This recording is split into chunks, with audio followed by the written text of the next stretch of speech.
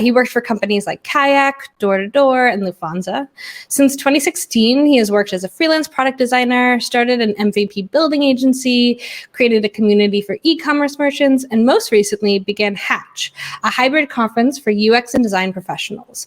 He's also the creator and host of a Berlin product design meetup, Berlin product design meetup. If you are in Berlin, I would definitely check that out. We've had the pleasure of going to them in person as well. So with no further ado, I'd like to turn it over to Damian.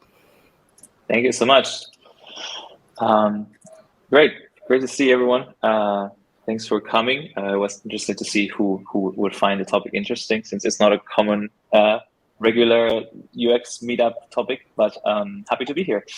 Okay, let me just share my screen and we can get started. So the purpose of today is two things. On one side, to discuss potential career paths that are not so traditional, and give some examples of stuff that I have done and how I've solved some things and some tips, and eventually that you get some interesting feedback onto that. So me, I mean, Hannah introduced me pretty well, so I don't need to say too much more, and I can jump right in. So I try to more or less do a linear version of what my career has been so far, and I won't stop in the slide because it's quite complex, but as you can see, I've done, if I talk about jobs that I had or titles that I've had, they've been pretty varied, anything from like being employed to actually being founder, etc. But there's three basically takeaways or three things that are still today true.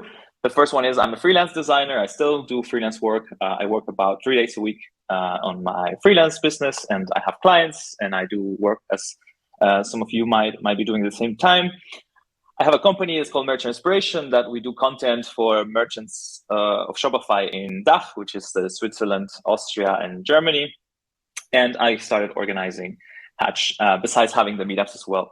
So as I like to be pretty public about what I do and what I build and how everything goes. So for you to have like an idea of what that represents in actual real money, right, per year, or like revenue, actually not real money because this is before taxes. The freelance business can leave about 100K. The Shopify business leaves about 50K. And Hatch and the the online meetups and all the meetups and all that stuff, it's zero for now because it's the first year, but it's sort of like how I'm building my third business. And I show this mostly just to get an idea of what it means to have like different income sources and stuff that we're gonna see, right? So hopefully after this talk, you can evaluate your career choices with a more informed approach. You can get motivation to start and pursue projects on the side. And you can open possibilities that are not so easy to spot in a traditional career path. Hide this thing. Yeah, so let's start talking about your futures. So if one goes into what is called a traditional career path for designers, it seems pretty straightforward. Like it looks like we start from from the very bottom towards the top. As a grad or a junior, or sometimes we don't even come out of like a specific university or something and just start working directly in a more technical role, and then we keep moving up. And at one point, there comes this separation bar where we actually have to decide: are we actually transitioning into a leadership role, and is that the thing that I want to be doing? This is not something that I did. There's the source right there from Katie Couric and UX Design CC, but it pretty much establishes, it can even be higher up on like VP of design, and it sort of all converges. And to me, this is fine, and like by no means it's wrong to actually go into these career paths. The opposite, if you're quite comfortable with it, then that's great for you. But to me, to actually decide whether this is the right thing for you, the first thing is to ask what's called like the simple questions. The first thing is like, do you have enough experience to actually be worried about what you have to do next? Because as you saw at the beginning, there's a lot of places to start, and it's good to actually start in a more linear way where you can be trained, right? So if you don't have enough experience, well, enjoy your career crisis and wait a few years longer. If you do, then do you want to manage people? And then if you don't want to manage people, then it's definitely time to think of new ideas, because those paths that we saw before do not apply probably. And if you do like to manage people, you might be well off in a traditional path, but you still should have some things that are in this slides to actually consider. So the harder questions are three. The first one is, do you feel ready to fight against ageism in the industry? When you get to a certain point, there will be some resistance to hiring people of a certain age or a certain experience even, right? Because at the same time, like, salaries go up and then companies hire less for those salaries. The second is, do you feel confident predicting the market or making the career moves that you want to make? Meaning, can you be sure that because you go into one of these linear paths, you're actually gonna, like, that position or role is going to be the thing that takes you in 10 years to a place that you want to be? And the third one is, do you want to be financially independent? The first issue is, one day you will be too old to be a designer. Of course, this is total ageism and it's not what I'd stand for. It's just what the research shows that happens when one gets older and is a designer, right? There has been like design census by IGA, and they show more or less the amount of people basically compared to the age that they have, and sort of the standard of like how many people they have in their community, and they have taken part of this census. If you see, of course, there aren't too many over 70 designers in the in communities, but what I mean is, until one retires, which should be around like 60 something, one should still have jobs. And for that, it seems like there's something happening in that path that doesn't really allow people to do that. My concern started being when I sort of passed this line and I was like, all right, this is the moment where I actually have to decide what I do, because it seems like this might be a problem eventually. The second issue is this job security that we've known from our parents is completely over. Our life used to be like, you work all your life in one company, your job comes first, you come to the office daily, you work 40 hours a week, you have one source of income, you retired at 65. But all of these things have been challenged by many things. On one side, people changing jobs and sort of the speed of how tech industries particularly works now. Other good things like, weeks getting reduced to less hours, people caring more about their work-life balance, people trying to retire early, people heading into remote life. So everything that this particular paths that just showed us a line represented are little less and less applicable, I would say. And the third one is financial independence does not come from a salary. As I said before, I'm not at all against of people having a proper job and having a salary, but eventually with that salary, one has to still do something to actually assure that when you are a certain age and you want to retire, that is actually worth something, right? There's this quote from this band called Metric that basically says, buy this car to drive to work and drive to work to pay for the car. And there's a little bit of things that happen with this in terms of what a job represents, and that it also represents its own expense. So based on this, you all thought this was about design career. Why am I talking about like jobs and investments and time frames and retiring?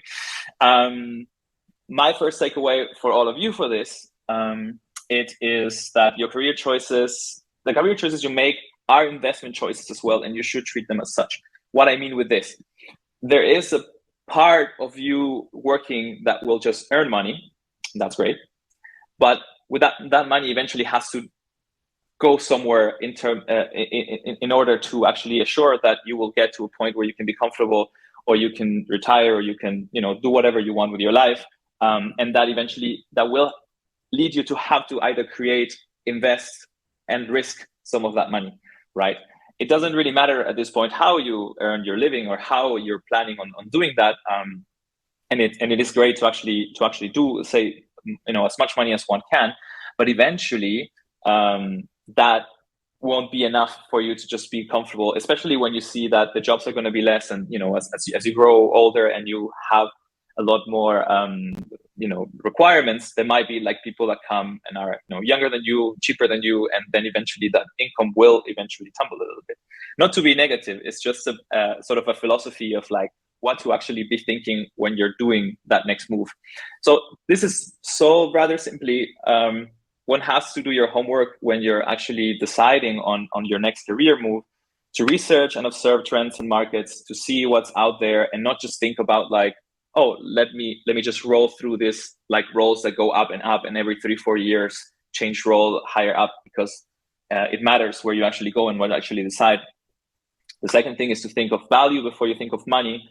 It's not all about money and titles. It's much more about what career you actually want to have overall, because there can be a position that is very well paid today and in 3 years is kind of obsolete or has changed a lot, and then you won't be able to sustain it throughout time. And the third one is to diversify. So this is pretty much the whole topic of this, right? Not to put all your eggs on one basket. So what can one actually do as a career besides, even if one is in a more linear path, what are the possibilities and the options to actually, go further? And I think one advantage that we have as designers is that we are creatives and we're always thinking of new ideas and new projects, and we have it so much more easy to make something like this tangible and potentially good. Even if we're not entrepreneurs, even if we don't have this mentality, a designer's best friend is the side gig. And we've all done some stuff for friends or some things that we wanted to do, if it was like either graphic design for something that we were doing or for a friend, for a family member or whatever. And we've also had some like websites sometimes or things like that we created and started. So a lot of these ideas can actually turn into something on the side. Maybe they don't give you, like hundreds of thousands of euros or dollars or whatever you're from currency in that, but that doesn't mean that it cannot grow. So this is one thing that I definitely think everyone should pursue and should not, estimate what a side gig might be. A lot of people, of course, say like, I'm doing this thing that I really like, and I don't care if it takes off. I really enjoy doing it, and that's good enough. It comes a point when you have to dedicate a lot of time into something that, it really matters, that it makes an impact on you. And there's definitely this really nice feeling when you're actually making money out of something that you created yourself, and not just, kind of like your regular paycheck. So how can you know if a side project that you have is worth? There's 3 questions that I would ask. The first one is it good because you're in it? So what this means is we can all think of ideas, and ideas are actually worthless. So there's no value in an idea. Anyone can have the same idea, but how one executes it, it's the main thing. And that has to do a lot with what one does know and one does in general, right? So I started organizing events because I've done it before, and because I know what people actually want to have, and because I know how to operate, I know how to look for the right people. So because I am in this organization, I feel my event will not be the same as other people's event. Not better or worse, but that's what I think it's worth. So can you do something like nobody else could? Not in the way that you're better than other people, but in the way that is your own very vision of it. So even if someone else says, I'm also starting a design conference, it's never going to be the same, because it's never going to be like the way you think about it, right?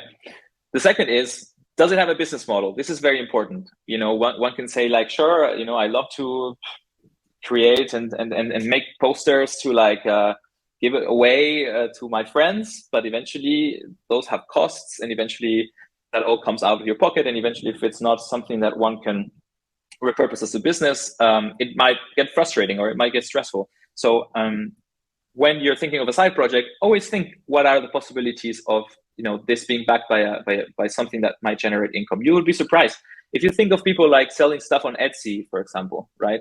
Like, this is people who most of the times they just have very passionate about what the craft that they had of something that they're doing, and then they put it out there.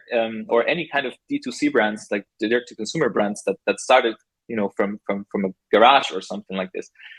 They actually started with something that they really like to do, but they also thought that they would like to eventually sell this and make something out of it, even if it's not, night or day. And this third one, and it's super, super important, is your network good enough? If you're going to go and do something on your own, and if you're going to have a side project, have the right channels to like multiplicate it, and have the right people next to you that can help you out, compensate for the things that you lack. And the success of whatever you do is, I would say, is like at least 50% your network and who you can talk to. And we're going to see a little bit more about this later.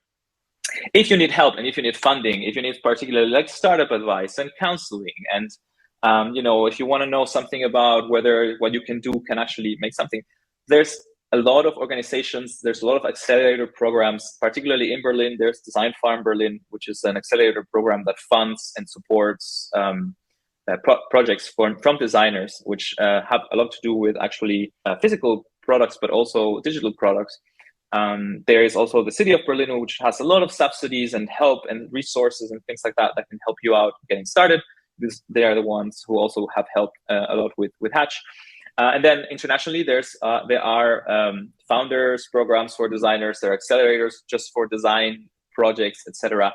So there is an amount of resources that are out there for you to help you get good in the business.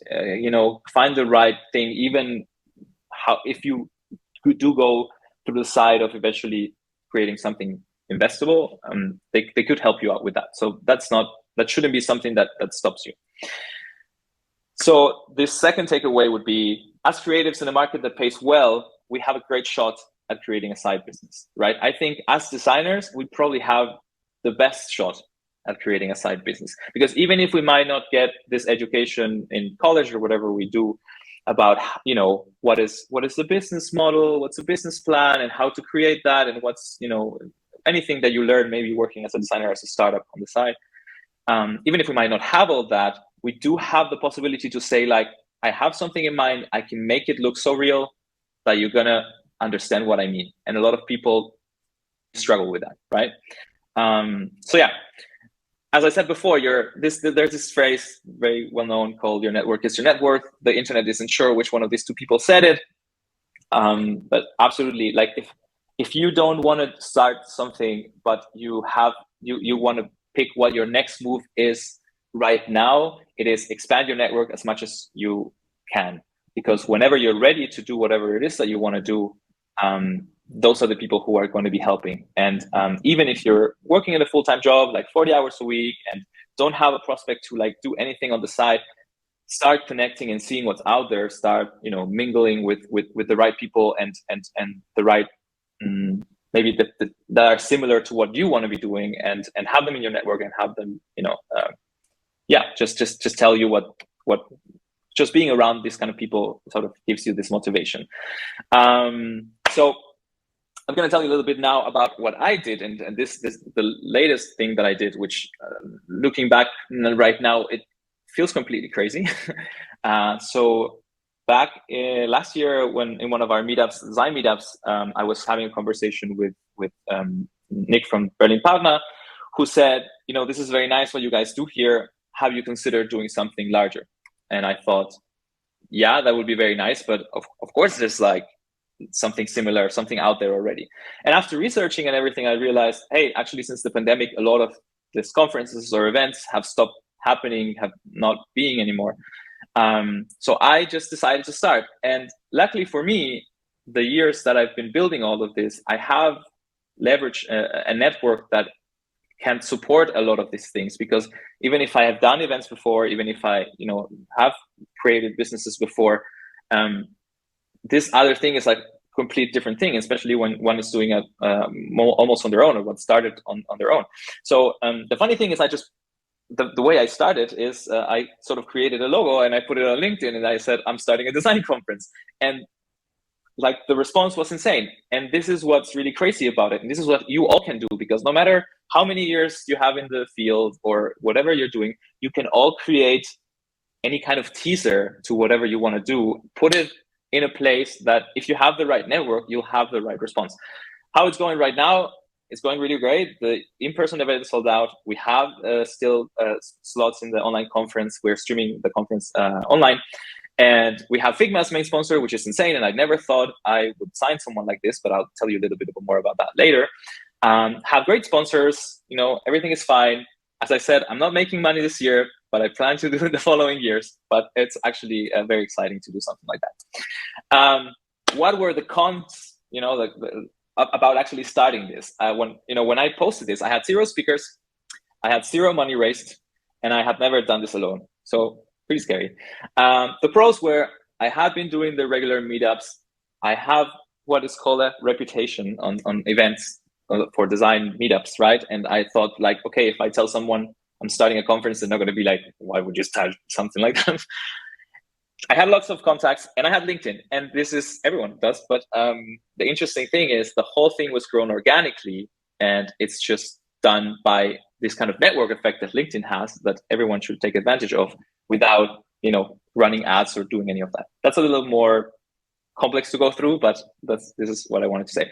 And the last one, and this is again what I said before, I can make stuff seem real, right? So I could create a landing page, I could create like a nice identity, I could start sharing with people and saying like, this is it.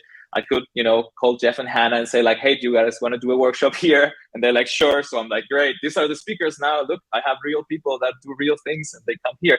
And like that, something that didn't exist suddenly existed.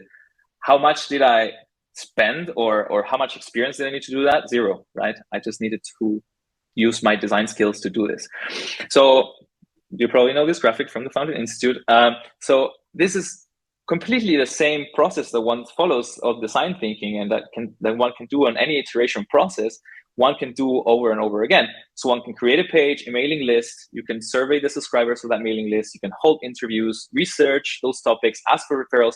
None of these things that I'm mentioning and I'm naming here are things that you cannot do if you do somewhat design, right? Or not that you cannot learn how to do. So this is the most important part. Like, even if it takes guts to actually get started, the tools that one have as a designer are far superior. That's never done this for any product. So imagine that what you want to do, your side project or your thing, is a product itself. How would you actually go through all of this? As I said before, LinkedIn is a super powerful way to grow organically. And this is also something that I wish someone had told me before. But it's mostly like boring businessy stuff, right? It's like static and like this graphics of that doesn't really mean anything. So one thing that I said at the beginning was like, I don't have a marketing budget. I don't have any way to like break through the noise of what's going on there. I'm not just going to post like photos of like my speakers with a text, because that just scrolls through. So what can I do? So I created these videos, and you may have seen them on LinkedIn maybe, where we had the speakers of the conference and this kind of like super animation, trippy stuff like that. You don't need skills to do this. These are pretty much like templates of stuff that moves around. I do know a little After Effects, but anyone can kind of like buy some stock stuff and do this. This is not high advanced design at any point. So when I started posting the speakers like this on LinkedIn videos, just on the feed, and of course tagging them and all this, a lot of people started responding, because of course when you're scrolling through LinkedIn and you suddenly see this crazy like posters and things moving and whatever, you at least pay attention. So that's kind of the nice things that it brought. So because I'm a designer, I was able to create a concept and visualize it, in the way that people understand, get peers that trust me to commit to speaking, get people who don't know me to follow the project and help me with research, and create sales material that were good enough to convince companies like Figma, VTGTV, Babel, etc., who are sponsoring the conference. This is super important. Like, which other person in another profession can actually get these things done? It's no other by the skills that we actually have as designers. So the third takeaway is leverage what you can do to get people's attention, right? We are people who can create visual things, who can create experiences, who understand, the internet and the media devices, and it doesn't take too much to actually do above the average, and that's what we all should be doing. So summarizing the whole thing, a career is unpredictable, organic, messy, exciting, traumatizing life experience. You can't predict what's gonna happen, so you need to have some control. With time and experience, jobs get scarce. So to find something that suits you is likely to suit you. It's harder, so it's more likely to create it yourself. You don't need to start your own company to succeed. You can have a full-time job until the very last day that you work, but you need to think as an entrepreneur and as an investor when deciding your next move. It's not about not working full-time. It's about deciding what your next move is beyond the title. And most importantly, don't underestimate the advantage of being able to make ideas a reality. Lots of people would kill for that skill. So closing this, as I mentioned, this conference is happening. It's called Hatch. It's happening on September the 8th, online and in person. There's no more in-person tickets, but you can still come online. I did create this little code Wheel50, where you can get 50% off, and I'm sure I can get the guys to share it as well in the email. But yeah, you can go to Hatch Berlin. You can use the code Wheel50 and get a 50% off ticket for the conference. thank you so much. If you want to follow me on LinkedIn, follow me on Twitter, and of course, follow Hatch Conference to see how this goes. You have all these links and things over there. And now I guess we can go to the questions. Well, with time, I wasn't even looking. Oh, I forgot to use the soundboard. I wanted to do like. Yeah, the soundboard is pretty special too. Thanks so much. I'm gonna shut your slides off for the moment. Sure. And yeah, thanks for sharing all these great tips. I loved how much takeaways you kind of had and what path forwards you can move from. I'm just going to be quiet because we have so many questions in the chat, and I'd love to just get to them as quickly as we can. Sure. So one of them, the top one or the first one was like, "Are you sharing? Can you offer these presentation slides and download?" And we'll get them from you, and we can share with people as well. So just to give people a heads up about that. How do you know when it's time to jump from employee or business to freelancer? Like, could you maybe even tell us a little bit about like what your mindset was when you kind of did that leap? Yeah, I mean, to me, the main reason to have a job, especially in an industry where being a freelancer is that easy, let's say, was to learn from other people and to actually see that what people are building is interesting. When one is younger, maybe one's a little more idealistic, and you go into the startups that said they're going to change the world. And I don't know if anyone watched Silicon Valley, but it's kind of that feeling. Then once you start getting older, you're like, yeah, these guys don't know what they're doing, so maybe I just do something else and I change jobs. But the main thing to me is feeling that one is still learning, and feeling that one still has, belief in the mission of the company. And it does come a point where, as a designer, you get so you sort of pass a little bit the project that you're working on's vision, and sometimes it's hard to look for something else. Particularly for me, I've always sort of dwelled between freelancer and employed and stuff like that. So I kind of like the flexibility. And even before the pandemic, I love working remotely and having all this flexibility. So it was a no-brainer. But particularly if someone is at a job and wants to know when to jump ship into something else, is when you can't find anything else that excites you as much as maybe other things, whether that is a project of your own or having more flexibility that other things don't provide. Yeah. We were chatting a little bit before we opened up the room to everyone, and we were talking about how there are some difficulties with freelancing or being an entrepreneur with dealing with ambiguity and uncertainty and stuff like that. And one of the questions that we have is, can you still be creative with your career choice if you don't jump into freelancing or marketing? So they say they like being in a team. This is from Bianca. She says, I like being in a team and digging into problems or projects long term, and just generally without the logistical side of freelancing. Absolutely. It's super a personality thing. That's number one. Because I'm kind of the opposite to Bianca. Like, I'm the person who likes to create and sort of push out to the world and then say, like, someone else take care of this and I'm going to do the next thing. So it's absolutely like that. There's a ton of creative input having working in teams. As a freelancer, one gets to sometimes work inside teams as well and do stuff with them, even if it's not like super long term. So one can play around a little with that.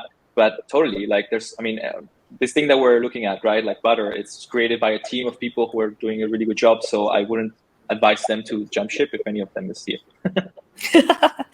Yeah. And one of those also, sorry, I'm getting distracted between looking at the questions and coming back. But one of them was, I'm trying to find it, but the idea was, how do you choose, like, when you are kind of freelancing or doing an entrepreneurial endeavor, like, how do you choose who you work with, in sense of like either a co-founder or somebody to kind of start, especially like if you don't have as much experience? And there was something I think in the question about not having as much business experience, but if I'm remembering the question correctly, but yeah.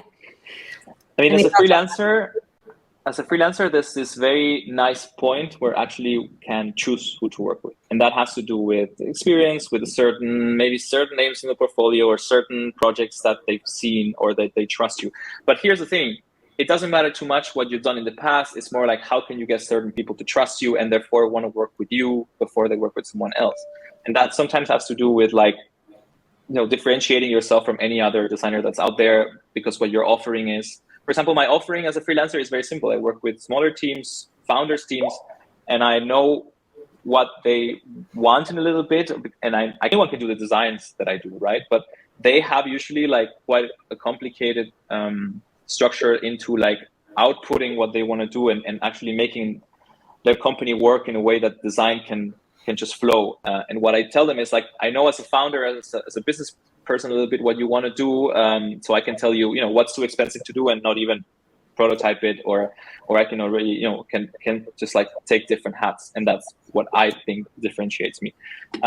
So there's a point where when that one does find that specific angle, you can really start saying no to things that you're not interested in, or that you're, industries or people or problems that you're not interested in solving, particularly with the business. And I mean, and how do you get there? Yeah, just finding the right value, getting the right experience, and yeah, screwing up a lot, like saying yes to things that then you're like, oh, I'll never want to work with a person like this again, and I'll never say yes to this again, and I'll never do that again. Regarding a business, as I said before, the key thing is what you're doing something that only you can do, the way that could be done in a way that what you bring to it, it's really special, and it's again about the value that you're bringing.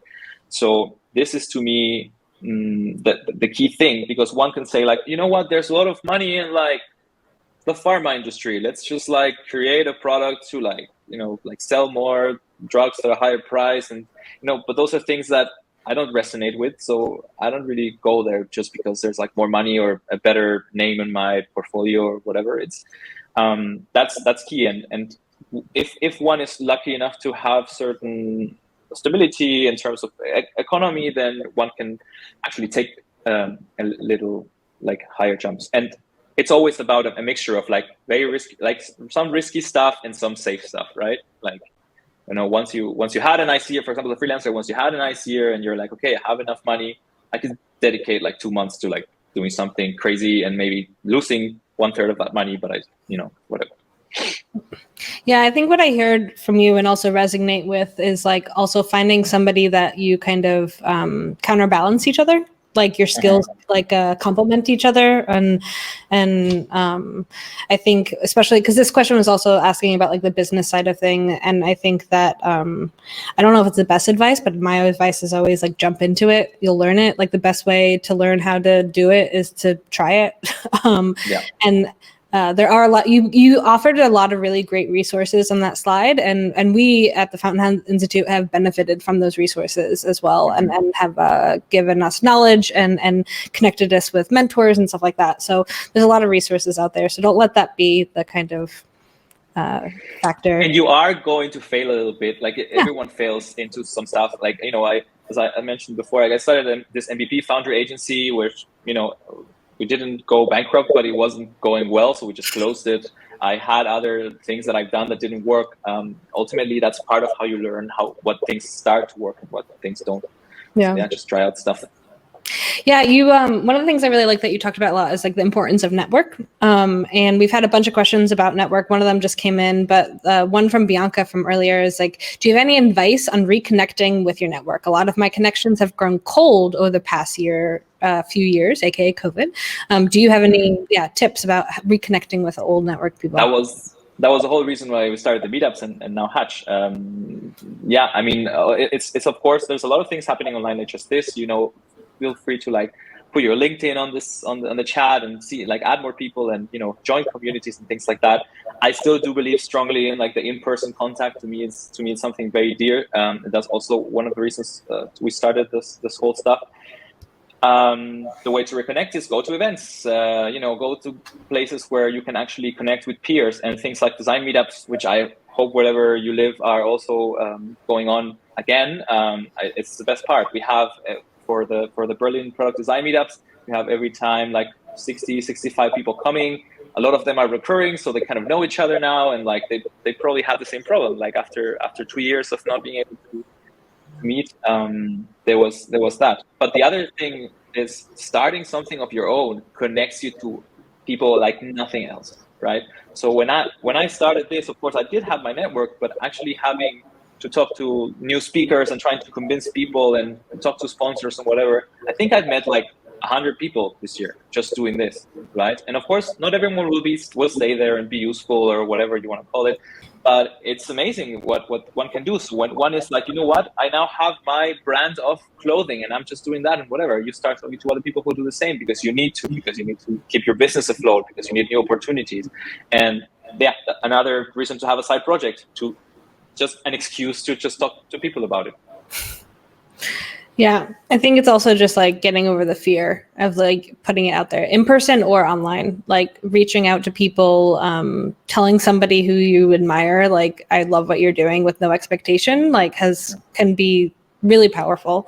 I did see earlier that somebody did the cue of wanting a question or reaction. You are open to speak up for yourselves and ask a question if you want, but I'll give people about 30 seconds to do that, and then we'll shut down. But can you tell us about your first freelancing experience?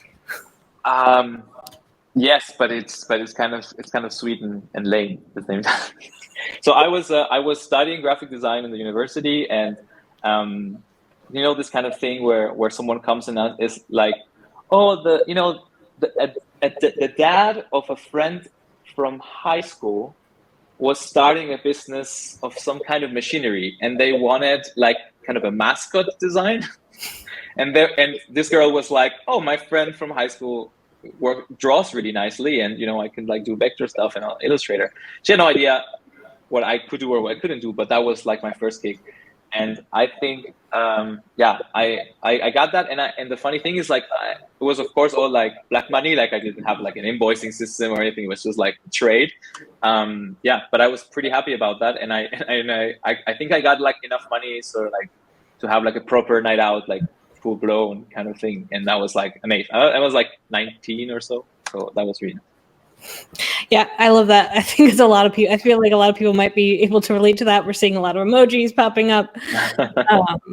There are a fair amount of questions still in the chat. We'll be happy to share them with you, Damian. And sure. I loved how people were wanting to connect and network afterwards. I see the chat kind of blowing up with people's LinkedIn. Feel free to connect with Damian. And yeah, as I said, we'll send him the questions and hopefully we can get you guys some more answers afterwards. Thank you so much. It was really great to hear about your experience and share everything today.